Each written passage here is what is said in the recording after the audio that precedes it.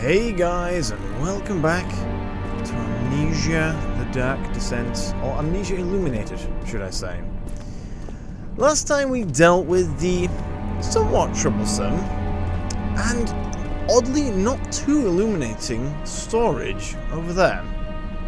Today we'll be going through the study and hopefully completing this section of the game. After this, I think we've more or less reached sort of the halfway mark? Kind of? No, not really the halfway mark, is it? No, we're getting close to the halfway mark. I think maybe the section after this will be the halfway mark. The study. The study is oddly quite inviting for the most part. There's a few rooms to search. Lots of tinder boxes, which again... See, look, this feels like one of the first areas in the game, where there's nothing, you know, too... Just why not like this?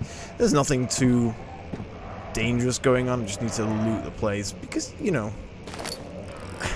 Look, my loot hoarding is if I'm not a loot hoarder, I'm not anything else, gonna be honest.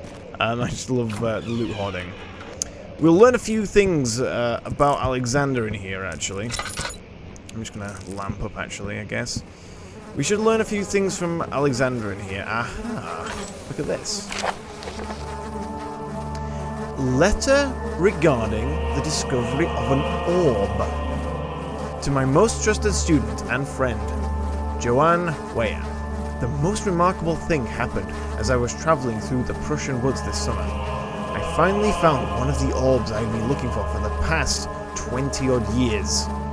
It is as inexplicable as the heliodromus described in the Hortus Conclusius. It was as it was told about. An underground Mithriac temple crowned with the unearthly artifact. The orb was big enough to fill my cupped hands, and the texture was smooth and jagged. Its color washed while rich. Contrast is not enough to describe its nature. It was an impossibility, an artificial paradox captured within stone. I was staying in a nearby village called Altstad. We've heard this one before. Investigating one of the antiquated trails when I finally found the cavern. I went inside and suddenly I could verify the truth of these enigmatic artifacts. They were real. As you can understand, this is the most important discovery of my life, but it has also become my greatest fear. As I entered the underground chamber, I could feel that I was trespassing. Because of my curiosity, I did my best to fight these instincts and fetch the orb from its place. I scrambled out of the chamber and into the woods. I could sense something was following me. It bayed loudly as it closed in. The beast, this guardian of the orb, was relentless in its pursuit. I made my way to a nearby ravine where I stumbled upon some men fishing in the lake. I tried to warn them as I passed, but fortunately, they remained as I continued my escape. When I heard their cry of pain echo through the valley, I felt such a tremendous sense of relief, thinking I would be spared. Suddenly, a blue shimmering light engulfed me, and the colors of the forest were washed away before my eyes. I kept running through the bleak surroundings. The trees had turned charcoal black with leaves of cinder. The ground covered in murky water. I pressed on through the drenched land as the glowing ember gave way to the rising wind and rained on me. I could hear pleading screams in the distance, and I joined in as pain and fear overtook me. I fell to the ground, gasping for air. This certainly must sound strange, but I had been carried miles away across the Alps to a grassy field outside Genoa. The guardian had taken the orb from me, but still until this day I fear its return. Sometimes I lay awake at night listening for the howling cry I heard in the forest. It has been nearly a decade since that day, and I still haven't been able to write about the incident. The last time we spoke to you The last time we spoke, you told me about your interest and ongoing research into the mythic orbs, and I realized I owed you the truth about my visit to Altstadt. Your friend and mentor, Heinrich Cornelius Agrippa. And so, if this note is truly from Heinrich Cornelius Agrippa, we learn that in fact the rumors that we read about earlier in the archives are in fact true. Agrippa was in Altstadt, or at least someone who still claims to be Agrippa. Probably, we'll just assume that they are Agrippa. They were in Altstadt, and they indeed went into the forest and didn't return. But that's because they found an orb, or Agrippa found an orb, ran. Then he was teleported. Now this is the most curious thing. He was teleported, but not killed. Now, of course, we don't know if the shadow will kill Daniel upon reaching him. However, everything we've encountered and know about the shadow so far suggests that yes, Daniel will in fact be killed by it. But we don't know that. So the question remains, why was Agrippa spared? The orb was removed from his possession, but Agrippa was spared. Why was this? Well, I have a couple of theories myself. I'm not sure if any of them are actually correct. Also, I should have pointed out the sound in this area. You can in fact hear dogs yelping, I guess, in this area. Also, curiously, and this is probably the most noteworthy thing in this area, the game is strongly hinting that I'm supposed to go outside. You can actually see outside here, and in fact, there is a there's a tinderbox out there. You're supposed to see that later. Oh, there's actually oil here. Wow, I nearly missed this oil. But before we do that, let's just head in here. So remember, this is the study. But what do we study? We have a table covered in what might be wine, though we do rather seem to have a dog's head in our hand. Looks real enough. Oh, hello. Milestones of human anatomy. I didn't realize these were labeled. Understanding balance. These are documents pertaining to autonomy, curiously. The canine jaw. We have indeed an animal here, taxidermied animal, which has been crudely stitched back together. We have here a pigeon pinned to the wall. Who on earth would be studying such things? This one doesn't seem to be consistent at all. We have a drawing of a dog skull, a cross-section of a dog's head, and some kind of cross-section of a human torso. We also have another pinned-up pigeon here. So we have now a memory. Let's see what you have to offer.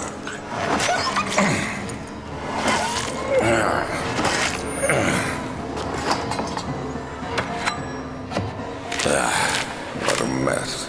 I should have sharpened the saw, but I can sense it. It's definitely there.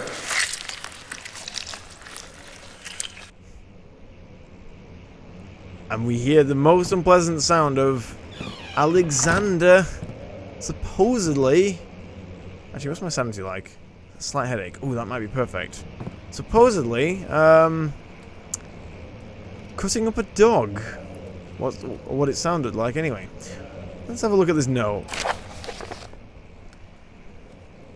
Animal experiment. Canis lupus familiaris, I guess that's how you say it. I guess this is the full Latin name for dog.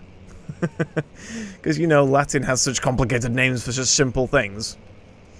1658, April 12th. And I believe this is actually written by Alexander himself. After a short study, it is clear that the agitation found among humans can be found in the dog. Fear and pain induce stress, which seems to trigger an oh God, what is this word? endogenous? I guess that's how you say that. Wow, am I struggling to read. An endogenous response, causing the animal to burst with energy. I believe that the catalyst is produced in the brain. It is difficult to determine exactly where and what it is, but I can sense it. It reeks of cosmic genesis. That's quite a phrase. Cosmic genesis. There is an inherent problem in harvesting this energy, since the creature is bound to die from the exercise. I must refrain this process of torture to enable any real work to be done. Refine this process of torture to enable any real work to be done. More experiments must be performed, but it seems that only human beings are able to produce the amount necessary. It might be their ability to appreciate the severity of the process that ultimately augments their experience of terror. So, aside from my inability to read, what this document essentially says is that Alexander is harvesting some kind of chemical, some substance, from the bodies of living creatures. However, living creatures only produce this stuff when under the thrall of fear, essentially, terror. And he can get animals to do it, because animals can feel fear, but animals, being somewhat stupid, only feel fear once in actual direct danger. As such, animals only produce the substance when, you know, actively undergoing torture, as the document suggested. Humans, however, are far smarter than that, and their intelligence allows them to far more greatly be afraid of what is happening. What a lovely thought that is. Just hold that thought in your moment. Humans can be way more afraid than animals because humans actually understand what is going on. And now we enter some kind of reading room. Here is the experimentation room, and here is some kind of reading room. I'd like to observe this picture closely. This, actually, supposedly, is Alexander. Does the A mean Alexander? Could mean a few things. We have another note here. Is this labelled, actually? Are any of these labelled? Some of these are labelled. But all of these are actually quite unique. Oh no, there's another duplicate. There's the dog again. Okay, let's read this note and see what we learn. Anatomy Frontiers. 1658, January 9th. Further disappointment. The antiquarian's latest findings yielded nothing. I'm still unable to grasp the inner workings of life and its relation to the power I sense within it. I shall pursue more books on the subject, but I suspect it will be in vain. Since no research has been made in my particular interest, I must attempt to fill the void myself. Clearly humans emanate more of the energy I seek, but I hope animals will suffice, as they would prove less of a hassle to acquire. Alright, so just note, right? 1658. What was the last note? The last note was... not diaries. Wait, what? Oh. 1658. Again, April 12th. Wait, what? Wait, what? 1658, April 12th. 1658, January 9th. Yes. So, at the start of the year, he's like, right. Humans have this stuff. Let's see if we can get it from animals. A few months later, goes, nope. Can't really use animals. Terrific. Terrific. Now, picture. I hope this actually works, because it doesn't... I'm not sure if I'm... We'll see. We might have to come back here to see what I want to show you. So this... Sorry, I should have warned you. Yes. Skulls in the... human skulls. In the old cupboard here.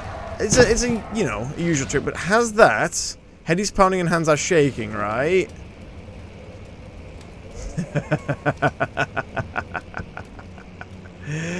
Oh, and it worked beautifully. So this painting, it changes depending on your sanity level. And I was just at the right point for for it to go over the edge when when we open that. I think that is actually how the game is generally meant to work. You're supposed to realize, there was nothing here. Oh, now the picture's different. Let's see. I don't think there's any more notes in here. I mean, we've got a tinderbox here, which we will definitely take. There's no more notes? Right. So now the game puts you in somewhat of a dead end if you're, you know, being particularly, what's the word?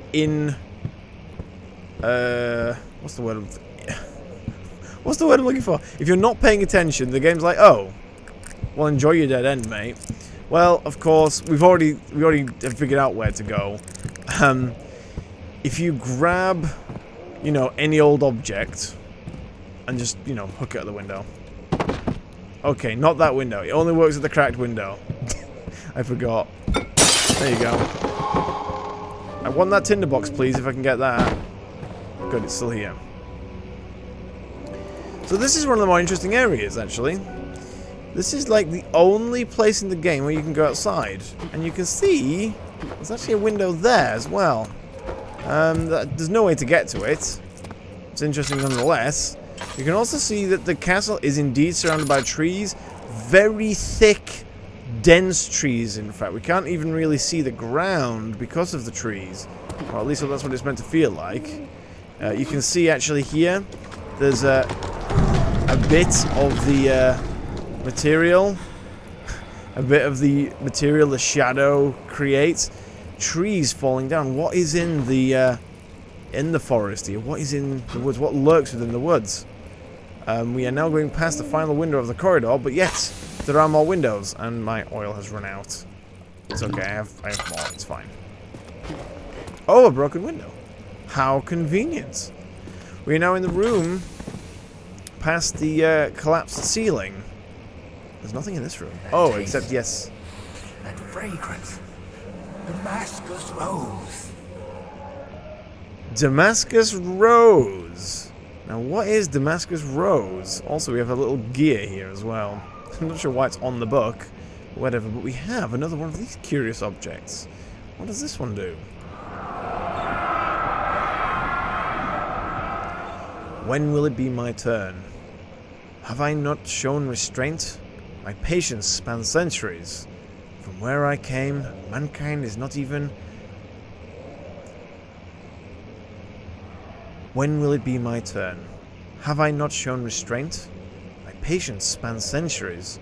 From where I came, mankind is not even wasted a breath, yet I bow to you.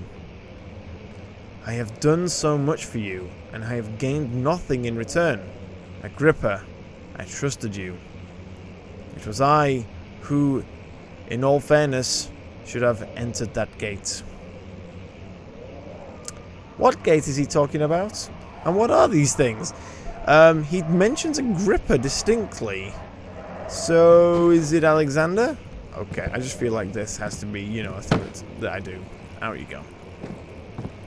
Also, guys, don't forget the reason why we're here. Ooh, emergency decelerator. AKA a brake.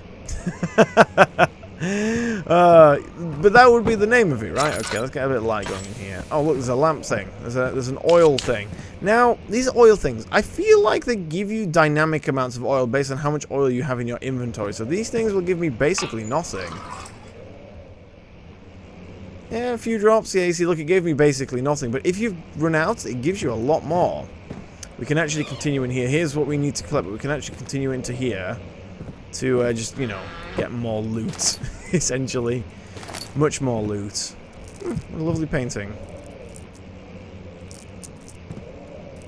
That one doesn't explode. You may remember that in the one in the archives, it exploded when you pick it up. We have another note and a rod. The flow cycle rod.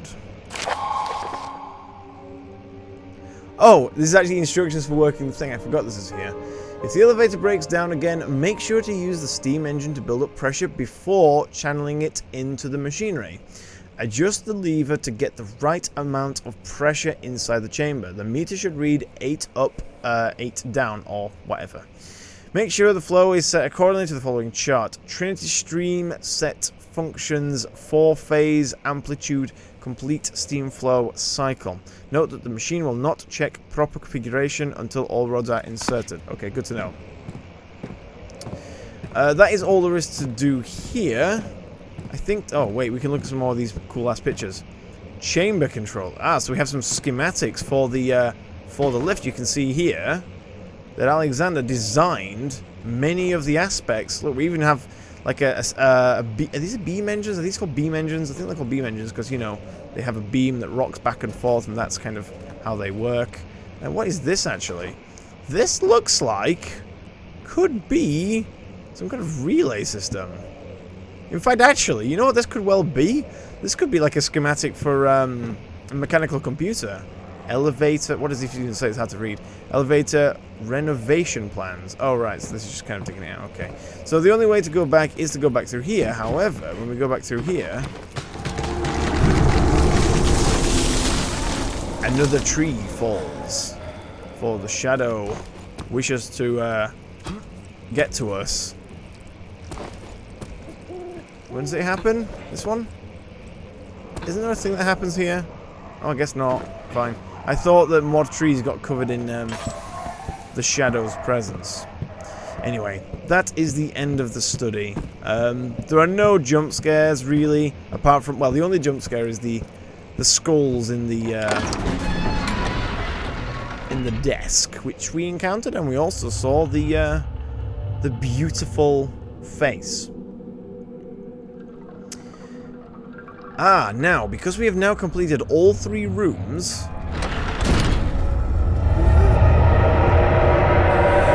the shadow manifests more heavily in the back hall. We see this corpse is back here again, interestingly enough. It wasn't there. We previously left it down there. This is because I'm pretty sure the game just swapped out this room, but whatever. There's a few things to note in here. So the first thing to note, the chest is closed again. Did it refill? Nope, never refills. The shadow has attempted to somewhat block off the staircase, but you can just hop over this. I mean, you can hop over that again, but you don't want to because it'll cause damage. The water in the fountain now is red with possibly blood, but as you can see, there is an organic element of the shadow in here, or a manifestation of the shadow in here. So possibly that's just the cause for the water to be red. Isn't this lovely? And we have a bit more shadow material here. This door closed once again. This door loves closing itself. This room I don't think is affected by the shadow at all at this point. However, we have to now go and complete the machine to get the lift working.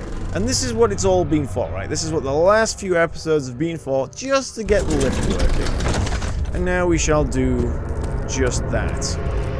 Now, there are 3 puzzles to solve, of which I think I've already solved one of them, in fact. There's a puzzle here. It is cold, thank you. Did I loot this place properly? No, I didn't. How embarrassing. Okay, well, we have to loot the place. We may as well light one of these since we just found 2 of them. We'll probably find a few more, actually. Right, so we're supposed to use the instructions here. Now, they are fairly obvious in case you didn't realize this. So it says Trinity steam set functions, 4-phase amplitude, complete steam flow cycle. Now what this means is Trinity steam set functions, right? So the way this works is we have a Trinity steam rod. It goes in the triangle because it's a Trinity. Flow cycle, it goes in the circle because it's a cycle. And 4-phase because we have 4 sides and 4 corners on a square. It's pretty easy, right? So we've completed this room. We can even close the door and never come back here again. Have I completed this room? Am I missing a thing? Wait, no, I think I'm good. Right, so that's that puzzle solved. Next puzzle, we have to go and do the flow control sticks. The way this works is you need to get 8 up and 8 down. I'm gonna light this lamp so we can see what we're doing. let's see if I can do the maths right in front of your faces amazingly well. So, let's just start doing things. So, if we have 3 there, alright, that's 8 up. This is going to be way more than 8 down, so we can't do that.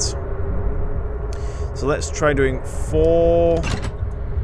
And, oh, does that work? No, that doesn't work. Oh, yeah, that works. So, we can go like this. Will this work? No, because this is way too much down now, you see. See, this one's the biggest one here. So we need to go...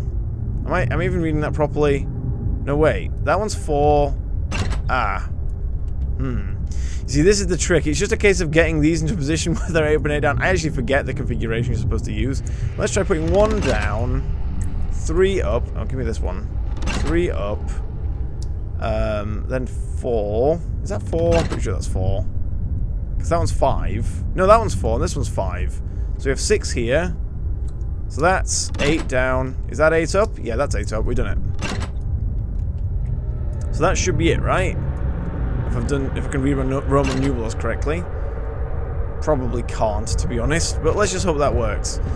I don't think it tells you when it's right.